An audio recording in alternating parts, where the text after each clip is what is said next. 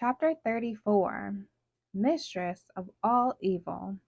Maleficent was in the bowels of her castle, where she did her great magic, my important magic. Her goons were there, dancing in the green flames as she stroked her beloved Diablo. She had to cast everyone and everything out of her mind. She had made herself vulnerable in the past few days and had been betrayed. She was alone, and she belonged to the crows. The creatures danced in her honor. They belonged to her, and they did her bidding.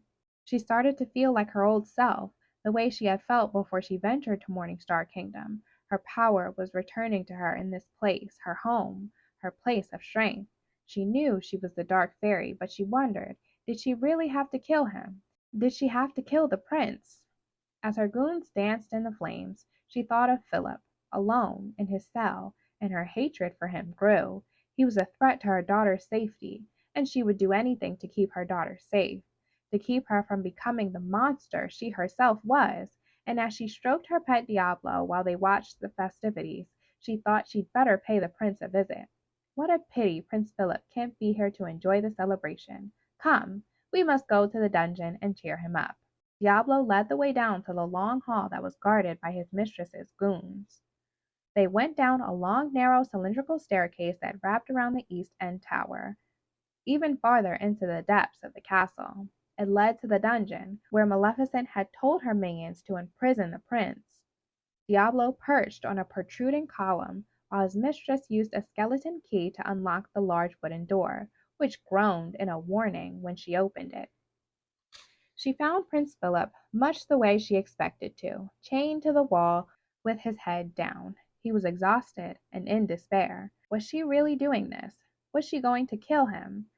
Was she taking on the role of the Dark Fairy, the Mistress of All Evil? But she'd already resigned herself to the role. This is the way it was written. This is how it was meant to be. Oh, come now, Prince Philip, why so melancholy? A wondrous future lies before you. You, the destined hero of a charming fairy tale come true. The Mistress of All Evil waved her hand over the sphere at the top of her staff, enchanting it so the prince could see into his future. Maleficent decided that she didn't have to play the role exactly. She could take another path. Maybe she could save the prince and still keep her daughter safe. And maybe, just maybe, Maleficent would live. Behold, King Stephan's castle, and in yonder topmost tower, dreaming of her true love, the Princess Aurora.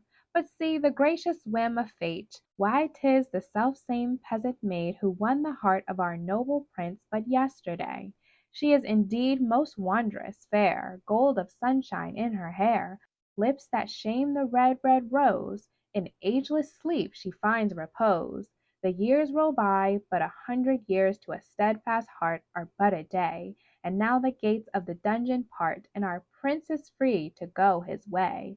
Off he rides on his noble steed, a valiant figure, straight and tall, to wake his love with love's first kiss, and prove that true love conquers all. Maleficent laughed at the evil brilliance of her plan. She laughed as she saw the prince struggling against his chains, realizing she intended to keep him there for 100 years. Come, my pet, let us leave our noble prince with these happy thoughts. A most gratifying day. As she locked the dungeon door behind her, she felt relief wash over her. For the first time in 16 years, I shall sleep well. Maleficent made her way to her tower, comforted by the thought that her daughter was safe. She wanted to sit and think. She wanted to talk over her plan with Grimhild to see if she thought Maleficent had made the right decision in keeping the prince alive. But Diablo was making a terrible screeching noise. She heard the clamor of weapons and thought her goons were fighting among themselves, being the witless fools that they were. Silence! You tell those fools to— Ah! No! My precious one, my old friend! Diablo had been turned into stone, and she knew who was responsible. The three good fairies.